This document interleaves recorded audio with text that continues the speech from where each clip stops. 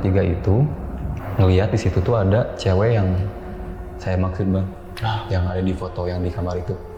Mungkin karena saking ketakutannya jadi ya skip gitu bang, ya nggak sadarkan diri lah. Oh pingsan Bang.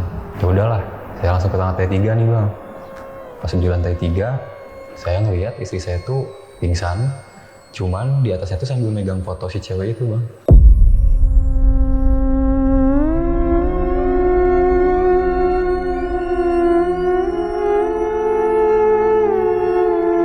Gak lama dari itu ada yang ngetuk pintu bang, tapi nggak ada suaranya, cuman kayak tok tok tok tok. Waktu itu karena penasaran, saya buka lagi, ternyata persis di depan pintu itu bang, ada sosok cewek yang saya ceritain tadi bang, dengan wajah yang masih melepuh, dengan bola mata yang hitam dua-duanya bang, cuman ada darahnya sedikit, dan si cewek itu bilang kayak gini bang, kalau jam segini jangan berisik.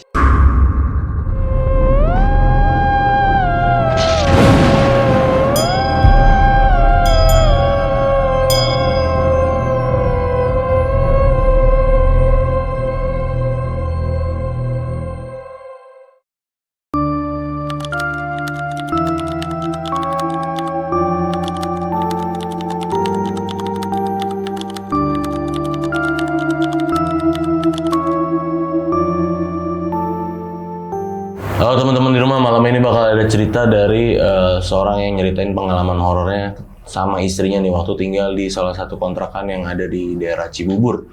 Dan di sana dia banyak banget ngalamin kejadian horor bersama istrinya ya. Dan sebelumnya kenalan dulu sama orangnya, di sebelah gua udah ada Bang Ray. Halo Bang. Ya bang.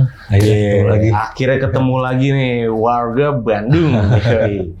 Datang ke Bekasi mau nyeritain pengalaman horornya lagi. Bang Ray, ini mau diceritain waktu tinggal di mana waktu itu, kontrakan di Cibubur ya? Ya, jadi waktu itu tuh kebetulan saya sama istri ini nempatin rumah kontrakan yang ada di daerah Cibubur, Bang. Kenapa nih, kan setahu saya emang orang Bandung nih. Ya. Kenapa waktu itu bisa tinggal di Cibubur? Tahun berapa ini? Itu tuh tahun 2 bulan yang lalu, Bang. Oh, ini masih baru kemarin? Ya, baru kemarin. Oh, sempat ke Cibubur? Sempat di Itu Cibubur kenapa? juga. Kerja? Apa gimana? Iya, karena kepentingan kerja juga, Bang. Oh, kerja jadinya nyari kontrakan di sana sama Di istri. sana, gitu, Bang. Oh, gitu. Sempat ke sana kemarin. Sempat ke sana, Bang. Berarti ini baru banget kejadiannya. Baru banget. Dan cuman 2 bulan doang, Bang, kuatnya di situ. Tadinya mau berapa lama di situ? Tadinya ya pokoknya sampai kontrak kerja habis aja sih, Bang. Ya syukur-syukur kalau diperpanjang sambil nabung juga untuk beli rumah di situ. Tadinya kayak gitu sih. Tadinya gitu. Akhirnya pindah nih, nggak Akhirnya sampai. pindah. Karena ada kejadian yang bikin kita ini nggak tahan sih, Bang. Ini berarti ini kejadian yang baru dialamin Bang Ray nih sama istri ya? Ya, betul, Bang. Dan kerjaan gimana berarti waktu itu? Kerjaan di Cibubur? Waktu itu ya karena kami udah kapok kejadian hal-hal yang ngeri banget gitu, Bang, di rumah itu ya. Jadi mau nggak mau saya sama istri setelah berunding, setelah ngobrolin baik-baik, kayaknya lebih baik cukup 2 bulan aja deh. Mending pindah lagi ke Bandung daripada kita ini ngalamin hal yang se-ekstrim itu atau hal yang se-ngeri itu gitu, Bang. Oke, berarti kerjaan juga ditinggalin waktu itu? Kerjaan ditinggalin aja, Bang. Oh, berarti balik lagi kerja di Bandung ya? Ya, balik lagi kerja di Bandung, Bang. Gitu. Dan sekarang sibuk podcast masih nih? Podcastnya masih? Podcast masih, Bang. Kemarin itu kan podcast apa tuh yang Oh iya, tuh? sebelumnya waktu itu Ruang Opini Podcast kan, Bang. Ruang Opini Podcast kan tuh udah lumayan tuh podcastnya tuh. Ya, cuma dikarenakan ada kendala loh, Bang ya. Dan karena saya nggak bisa ngakses juga, jadi saya mutusin buat bikin podcast lagi nih.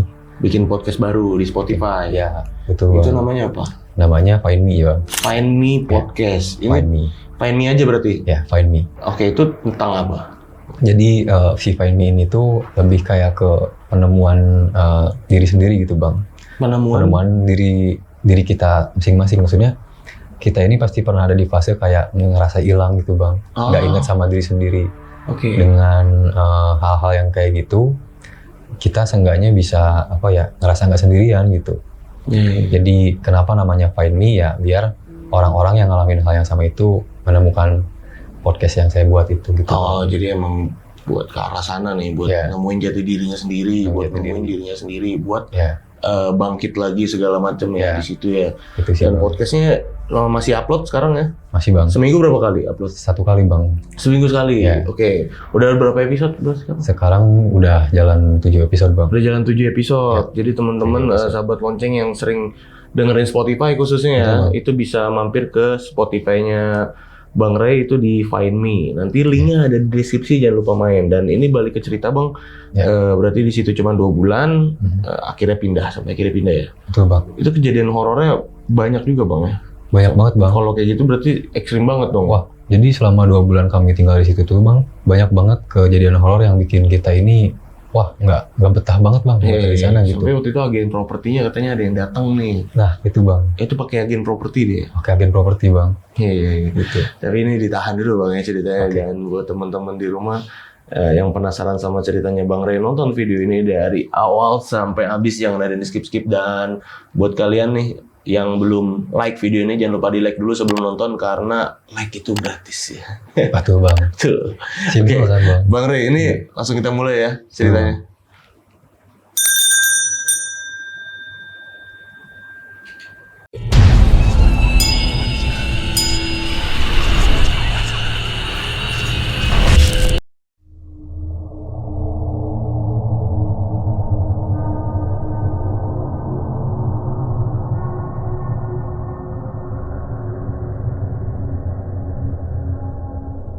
Oke, jadi waktu itu tuh saya sama istri pindah rumah ke salah satu daerah yang lebih tepatnya di Cibubur. Cibubur. Oke. Kami pindah ke sana karena di rumah yang sebelumnya bisa dibilang kurang layak lah untuk ditinggali gitu. Dan sedikit informasi aja, kalau di situ tuh sebenarnya kami ini ngontrak. Jadi bukan milik rumah pribadi gitu. Iya. Nah, waktu itu kebetulan rumah itu tuh dapat rekomendasi dari salah satu agen properti di daerah tersebut.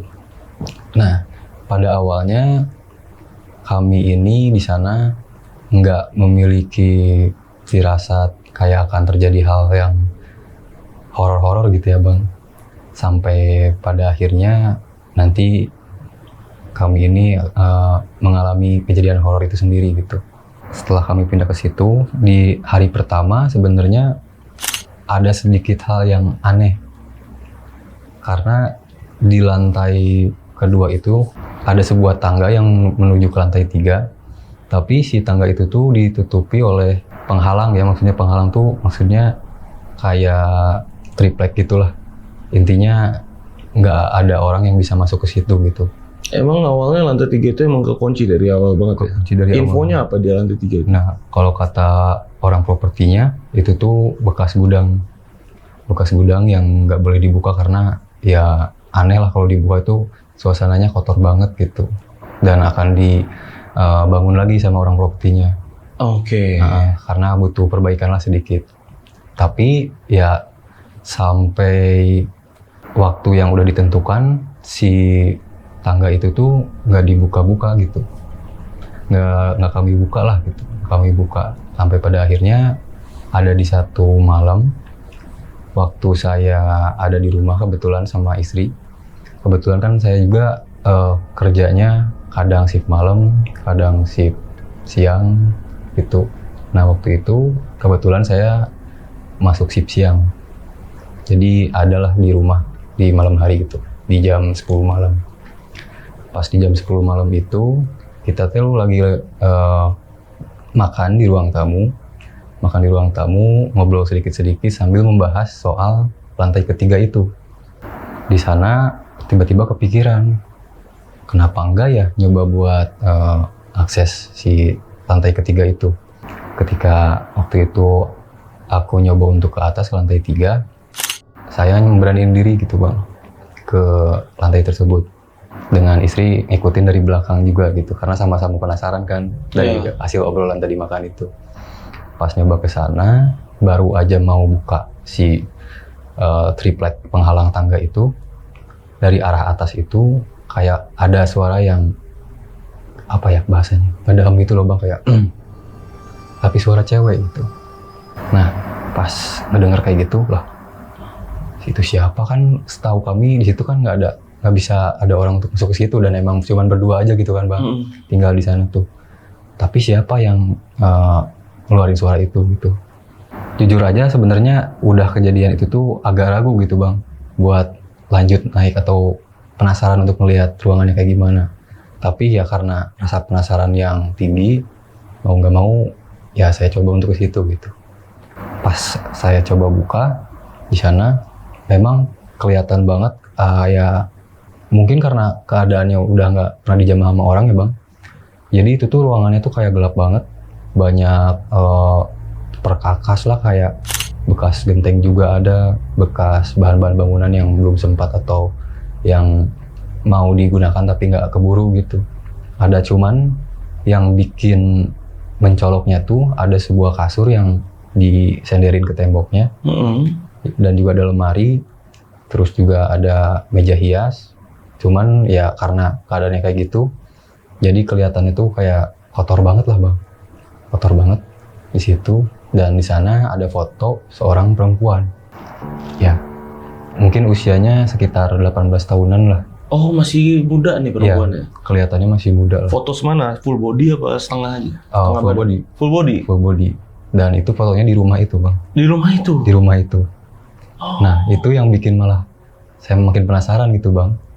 Tiba-tiba ada foto yang kayak gitu, berarti secara logika saya mikirnya, oh berarti mungkin ini yang nempatinnya dulu gitu. Yes. Ya, penghuni rumah yang sebelumnya lah gitu bang.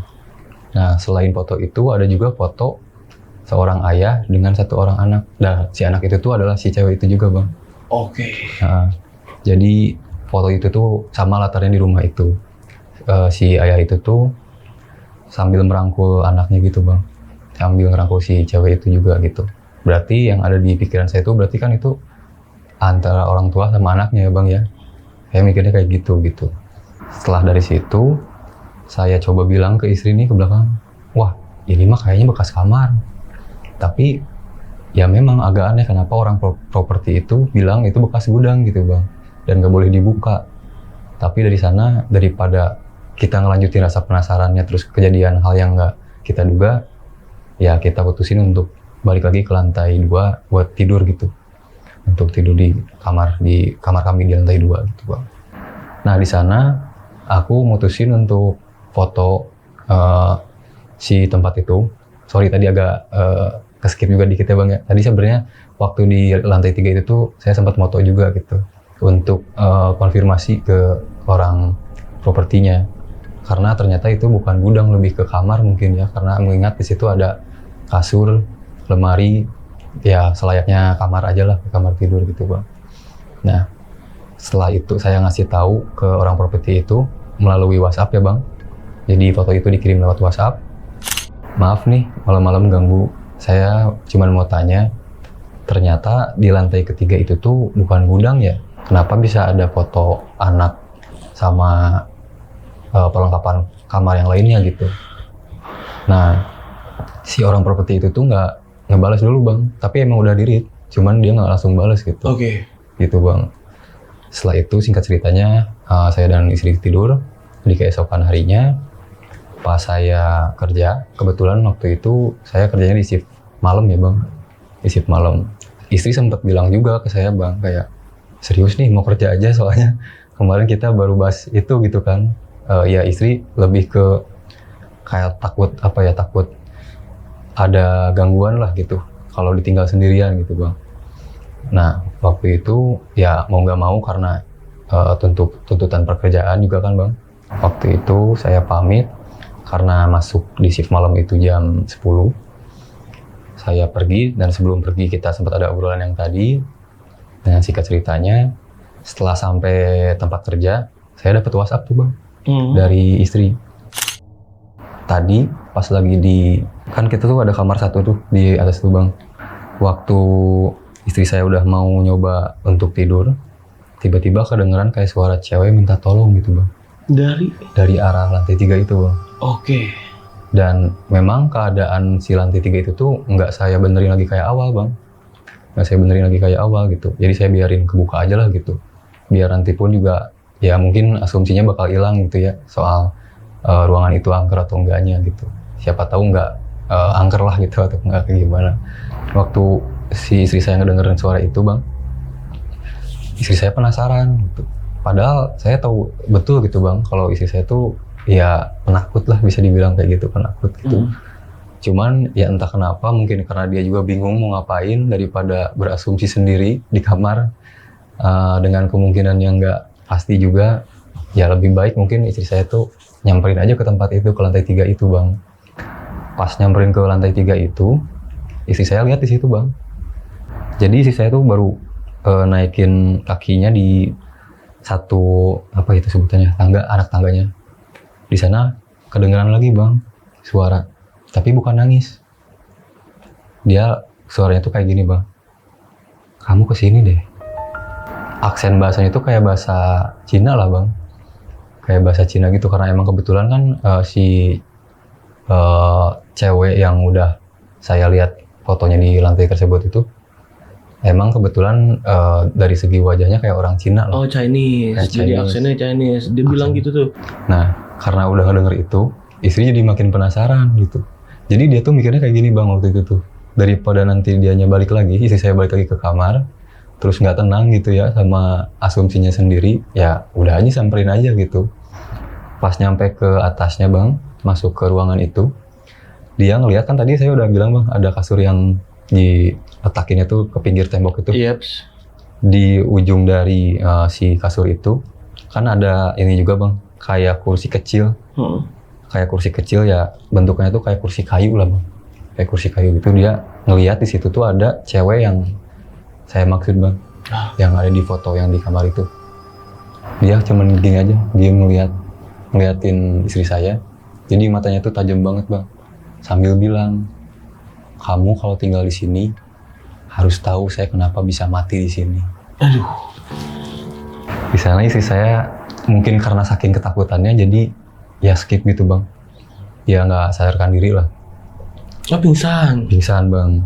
Nah di waktu yang sama sebenarnya waktu saya kerja juga kayak ada firasat juga bang gitu. Tiba-tiba gelisah banget gitu. Kayak wah kayaknya ada yang nggak beres lah di rumah gitu bang ya. Entah mungkin karena feeling juga bang ya sama istri gitu. Nah saking perasaan itu tuh kepikiran terus, saya jadi kepikiran buat bilang ke supervisor untuk pulang gitu bang. Awalnya supervisor nolak dulu bang, karena udah tanggung juga kan gitu. Itu tuh posisinya udah jam 3 subuh lah. Sementara kan kalau shift malam itu berakhirnya di jam 6 pagi ya bang. Gitu, jadi tanggung lah gitu kalau harus pulang dulu. Cuman waktu itu tuh maksa banget lah saya itu bang untuk pulang karena emang benar-benar gak enak hati gitu bang. Nah jadilah karena udah ngobrol panjang sama supervisor, dan ya alhamdulillahnya ngasih pengertian juga, ya dibolehin lah dengan syarat besoknya harus lembur kerja gitu bang. Oke. Gitu. Jadi waktu itu saya udah pamit sama teman-teman kerja, sama supervisor, saya ke bawah, terus ya naik motor untuk ke rumah. Dan sesampainya di rumah, pas saya masuk ke situ, otomatis saya langsung ke lantai 2 nih bang, ke kamar kami gitu ya. Di sana saya ngelihat istri saya nggak ada di kamar bang. Ya otomatis saya nyari ke tempat yang lain juga gitu bang kan. Yang di lantai 2 itu ada kamar kan bang. Ada kamar yang di dalamnya ada WC. Saya udah coba nyari ke WC nggak ada. Terus di situ juga ada ya sebut aja balkon ya bang ya. Di balkon juga nggak ada. Nah di bawah juga tadi udah kelihatan nggak ada juga. Otomatis berarti ada di lantai 3 gitu bang. Ya udahlah, saya langsung ke lantai 3 nih bang. Pas di lantai 3 saya ngelihat istri saya tuh pingsan, cuman di atasnya tuh sambil megang foto si cewek itu bang. Dan tahu nggak bang, fotonya kayak gimana sekarang? Ekspresi wajahnya berubah bang. Jadi senyum, tapi matanya berdarah. Jadi si kulitnya tuh kayak melepuh karena kebakar sama api gitu bang. Si tangan-tangannya juga kayak hampir, maaf ya bang ini mah, meleleh gitu bang. Kayak si tulangnya tuh udah mulai kelihatan gitu. Dan si mulutnya juga bang sambil menganga gitu, sambil menganga ngeluarin banyak darah dari sininya. Itu di fotonya? Di fotonya. Dan di si bingkai fotonya tuh kayak abis bekas kebakar gitu. Kayak jadi si bingkai fotonya tuh kayak abis kebakar sama api yang gede lah gitu bang ya.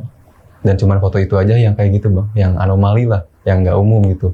Sementara foto yang lainnya, yang tadi saya udah sempat bilang juga bang, ada foto ayahnya gitu. Itu fotonya nggak kenapa-napa bang, biasa aja. Cuman foto itu aja yang aneh gitu bang. yang sambil dipegang sama istri saya gitu waktu itu. Nah dari situ saya kaget juga lah, udah pastilah itu Maya, karena di luar logika juga bang, kenapa. Nah dari sana saya coba ya gotong istri atau nyadarin istri dulu. Jadi saya ke kamar dulu nih bang waktu itu buat bawa kayu putih untuk diolesin ke hidungnya, siapa tahu bisa cepat mendingan lah gitu ya untuk sadar.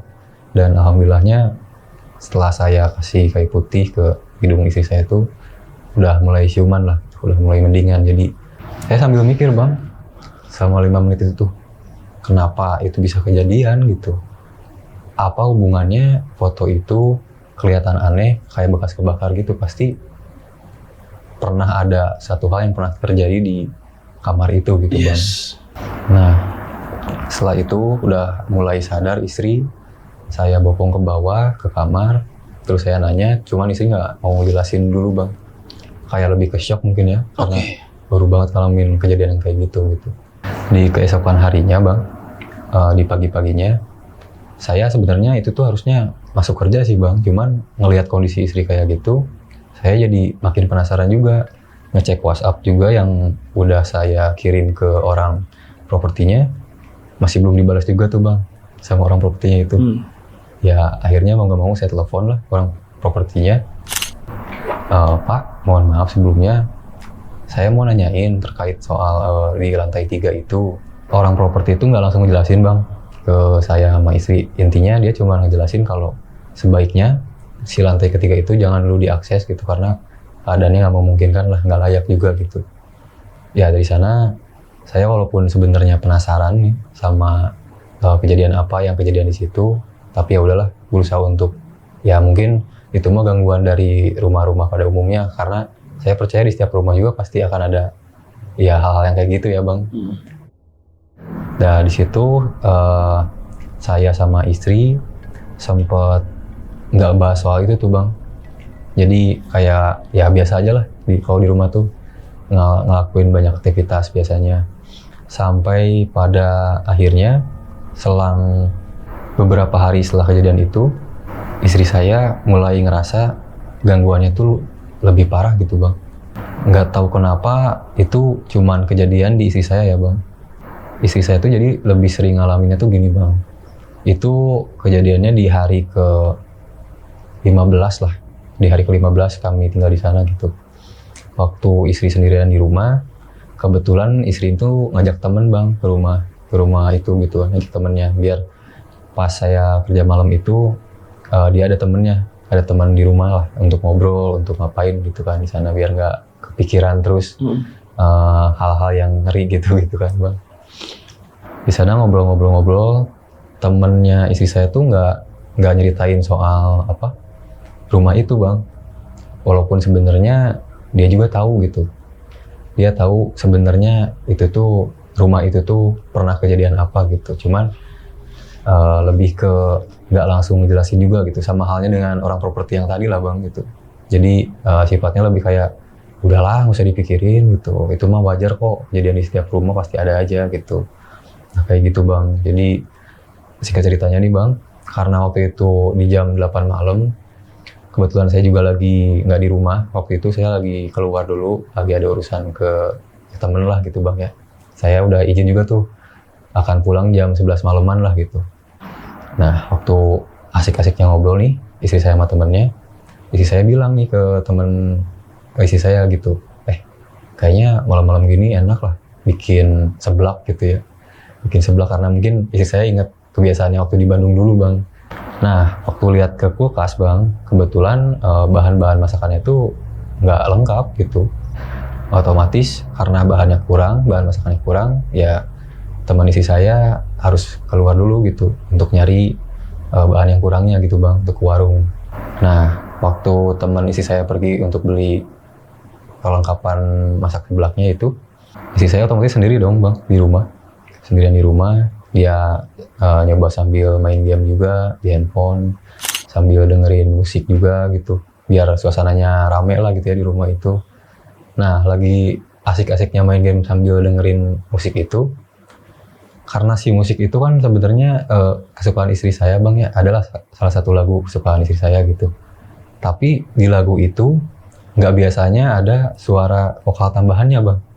Oke. Ya, dan suaranya tuh kayak hahaha, ketawa yang lirih gitu bang.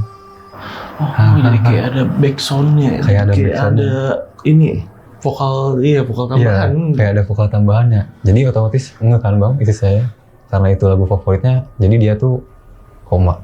Jadi ngerasa aneh gitu, kenapa ada suara kayak gitu. Ya, jadi kayak ada backing vokal ya? Kayak ada backing vokalnya, cuman nuansanya horor gitu kan bang.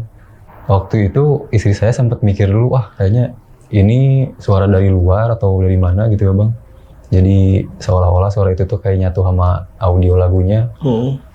Dan setelah itu, gak lama dari itu ada yang ngetuk pintu bang. Setelah ada suara yang aneh itu tuh bang, ada yang ngetuk pintu. Tapi nggak ada suaranya, cuman kayak tok tok tok tok.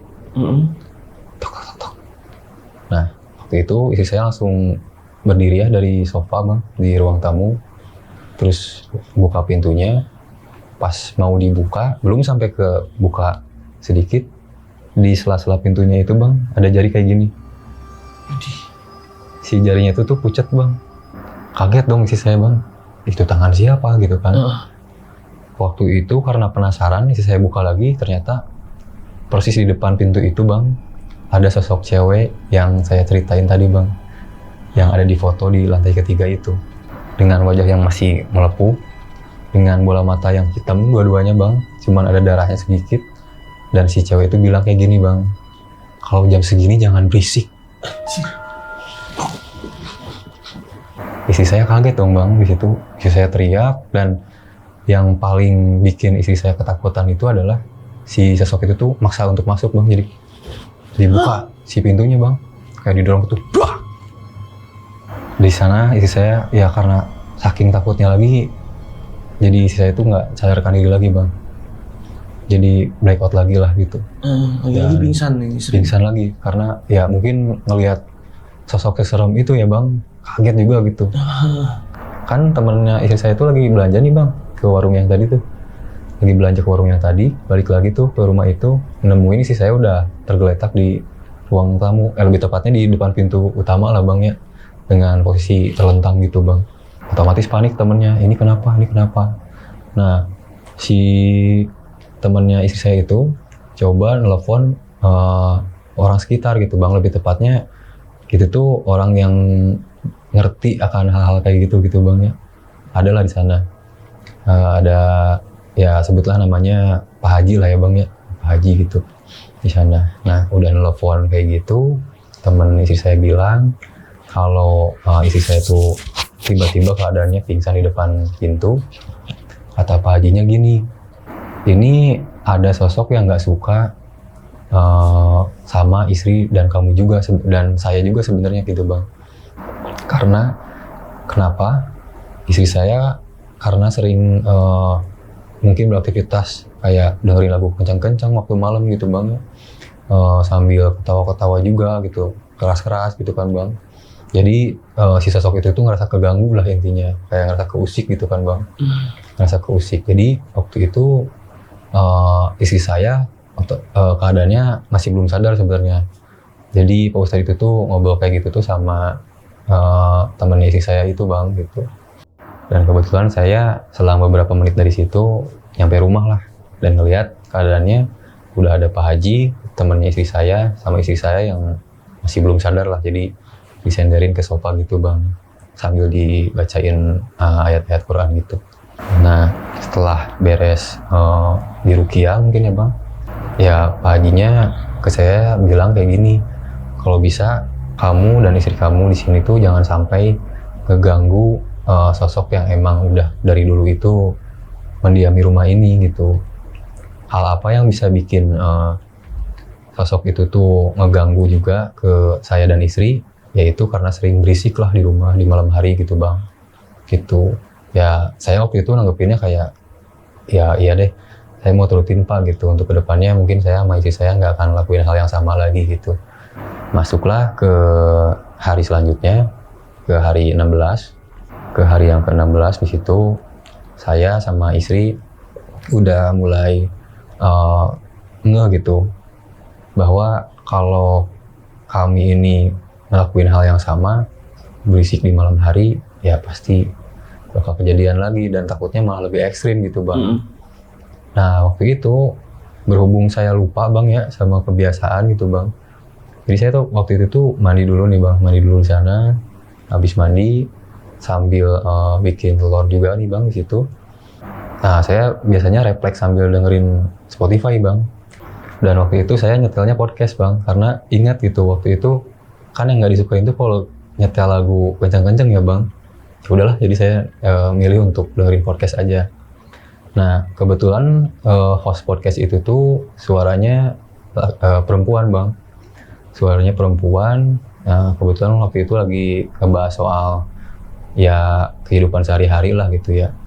Tapi di tengah suara podcast itu ada suara yang nggak normal sih bang. Itu pas si host podcast itu bilang sebaiknya apapun yang kita lakukan atau apa yang kita lakukan itu harus bisa apa ya namanya menerima ganjarannya gitu bang. Maksudnya gini bang, jadi kalau kita ngelakuin sesuatu kita harus menerima konsekuensinya gitu bang. Yes. Kayak gitu bang.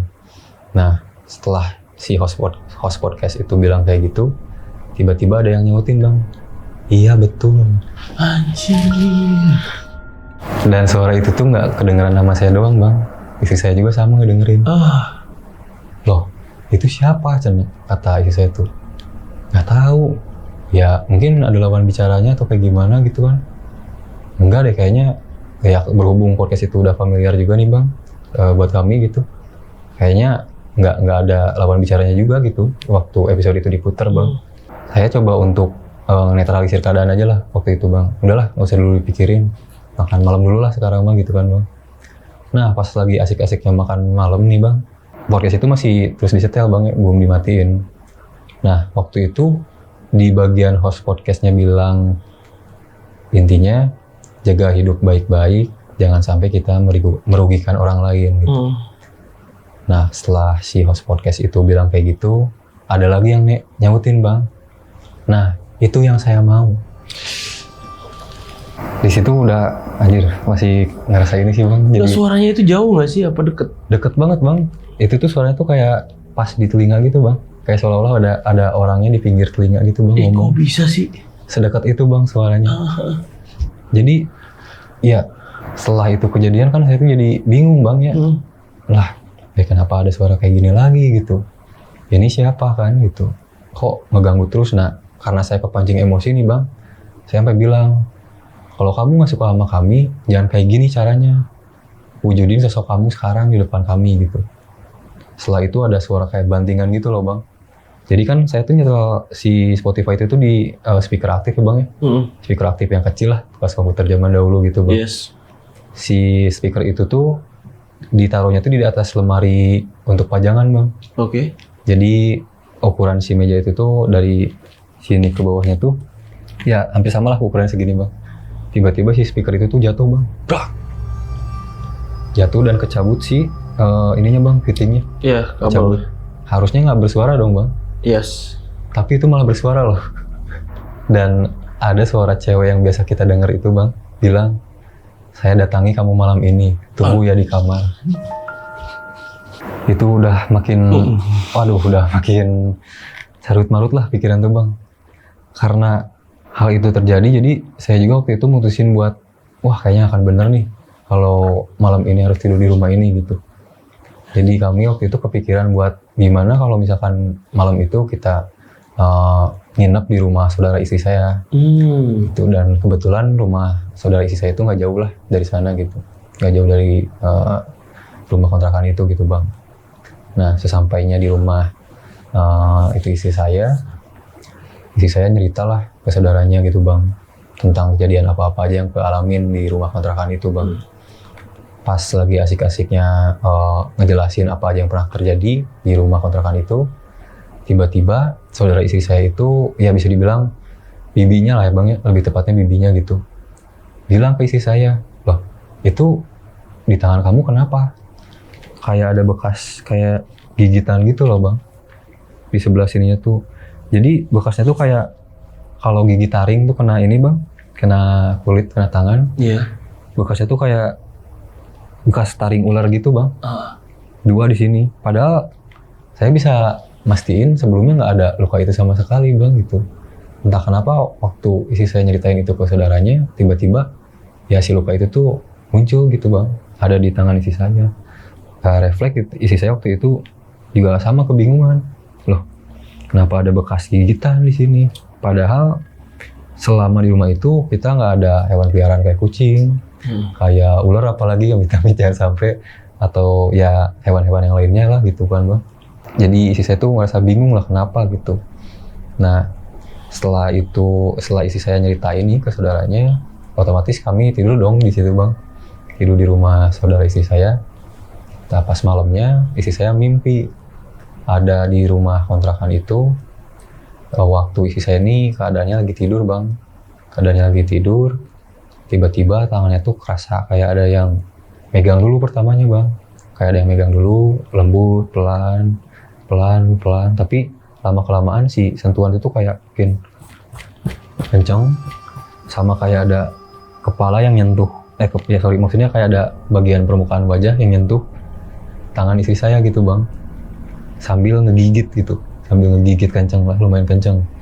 Istri saya nggak tahu tuh sosok apa yang gigit istri saya gitu waktu itu bang. Cuman yang jelas istri saya tuh ngerasa sakit banget bang waktu itu, bahkan sampai berdarah gitu. Dan setelah mimpi itu terjadi dan istri saya kebangun nih bang jam 3 subuh, ngelihat bekas gigitan itu tuh sama persis kayak keadaan yang di mimpi istri saya bang. Keadaannya sama persis, berdarah juga gitu. Padahal sebelumnya waktu ngobrol sama saudara istri saya itu kan nggak berdarah bang, cuman ada ya tapak inilah bekas gigitan itu doang gitu bang, gitu. Nah sudah itu istri saya ini ngebangunin saya bang, kebetulan lagi satu kamar juga, ngebangunin terus nyeritain juga tadi mimpi. Ya waktu itu saya mikirnya, wah kayaknya siapa lagi kalau bukan penghuni di rumah kontrakan itu bang. Maksud saya penghuni itu penunggu dari rumah kontrakan itu gitu bang ya. Dan setelah itu ya saya tiba-tiba kepikiran buat gimana kalau kita ini lagi konsultasi lagi gitu sama orang yang ngerti akan hal yang kayak gitu bang, sama Pak Ustadz yang ada di dekat rumah kontrakan itu. Nah singkat ceritanya di siang harinya bang, setelah kita aktivitas lah di rumah saudara istri saya putusin buat pulang, karena sebelum pulang pun juga saudara istri saya ngingetin, cobalah dipakai untuk ibadah gitu, untuk jangan sampai si ibadah itu tuh belang betong kalau bahasa Sundanya bang ya. Maksudnya belang betong tuh kayak kadang sholat kadang enggak gitu bang. Upayakan sholat terus lah gitu, di sana tambahin juga ngaji gitu segala macam, biar suasana di sana tuh ya rasanya lebih netral gitu bang, nggak kejadian hal-hal yang nggak diinginkan lagi. Nah waktu itu setelah saudara istri saya bilang kayak gitu, saya sama istri saya itu pulang ke kontrakan bang. Pulang ke kontrakan waktu itu di jam 12 siang lah bang. 12 siang waktu itu, karena rumah itu sempat kita tinggalin, otomatis ada banyak di sana tuh kayak banyak berantakan lah bang. Berantakan, belum disapu, belum dipel gitu segala macam. Jadi kami bersih-bersih tuh waktu itu di sana. Nah waktu bersih-bersih, karena lantai pertama udah dibersihin, terus lantai 2 juga udah bersihin, tinggal di bagian kamar dan ruang di lantai ketiga itu bang yang belum bersihin gitu. Nah waktu di lantai 2 kita lagi bersih-bersih kamar, entah kenapa saya juga sebenarnya agak bingung nih bang. Setiap di kamar itu lebih sering kejadian ada suara cewek gitu bang di lantai 3 itu. Nah waktu itu, waktu lagi bersih-bersih kamar sama istri, tiba-tiba di laci itu tuh, di laci yang ada di kamar kami, kebetulan kan di kamar kami itu ada laci bang ya. Nah di situ saya sama istri tuh inget banget bang, cuman ada chargeran, handphone, sama dompet bang di laci itu. Tapi pas dilihat sama saya, tiba-tiba kok kenapa ada foto yang di lantai 3 bang. Ada foto di ruangan yang lantai 3 itu, ada foto cewek bang. Cewek yang tadi udah saya jelasin juga di awal kan bang. Tiba-tiba foto itu tuh pindah ke situ bang. Pindah ke kamar gitu. Padahal udah jelas nggak mungkin si foto itu tuh ada di kamar. Iya. Karena kan ya buat apa kan bang ya disimpan di situ gitu. Ya ini kan berarti nggak normal banget lah bang. Tiba-tiba kayak gitu kan. Dan ya waktu itu entah kenapa tiba-tiba tanpa saya chat WhatsApp, tanpa saya telepon, ada orang properti yang datang ke rumah bang. Sambil bawa seorang kakek-kakek yang ya dari segi fisik dan mimik wajahnya tuh kayak orang Cina gitu bang. Dan saya di situ mikir, kenapa orang properti tiba-tiba bawa beliau gitu kan bang, bawa si kakek itu ke rumah.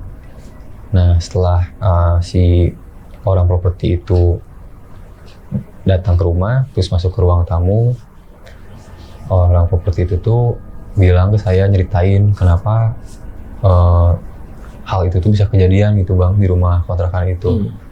Dan ternyata waktu itu ada sempet kejadian yang bisa dibilang cukup miris lah bang ya, bisa dibilang cukup miris. Dan yang maksudnya yang ngejelasin hal itu tuh si kakek-kakek itu bang. Si kakek-kakek itu tuh bilang, nyeritain kalau sebenarnya dulu sempet ada tragedi yang nggak bisa untuk apa ya ditahan gitu untuk ngelakuin itu tuh gitu bang. Gimana ya maksudnya, ada satu kejadian yang miris banget, yang bahkan dia sendiri juga sangat nyesel gitu ya dengan apa yang dia lakuin dulu, yang buat si rumah kontrakan itu tuh ya keadaannya itu angker gitu bang, banyak gangguan-gangguan juga di situ gitu. Mungkin waktu itu si kakek-kakek tersebut itu nggak nyeritain spesifiknya kayak gimana bang, cuman sampai di batas itu doang lah, cuma sampai di batas itu doang. Jadi saya pun jadi mulai nerka-nerka kan bang, ini sebenarnya kenapa dengan si kakek itu ngejelasin kok saya jadi makin penasaran gitu bang, jadi makin penasaran kenapa itu bisa kejadian gitu kan bang. Dan ya bahkan si orang properti itu bilang ke saya dan istri kalau memang sekiranya nggak nyaman bang untuk tinggal di situ, mending nggak usah tinggal di situ lagi gitu bang. Waktu itu kebetulan udah masuk ke hari 2 bulanan lah bang ya, udah 2 bulanan kami tinggal di sana. Jadi waktu itu saya putusin untuk wah kayaknya iya deh bener apa yang disaranin sama orang properti itu gitu ya bang. Kami putusin lah untuk langsung pindah ke Bandung bang. Oke. Jadi gitu. Waktu itu setelah saya di Bandung, ya otomatis orang properti tahu ya bang. Saya udah sama istri itu udah pindah ke Bandung gitu karena hal itu. Nah barulah waktu itu orang properti itu bilang ke kami bahwa sebenarnya emang ada kejadian yang cukup miris lah bang di situ, yang sebenarnya udah mau disampaikan juga sama si kakek-kakek yang waktu itu sempat ke rumah bareng itu bang, ke rumah bareng sama si orang agen propertinya.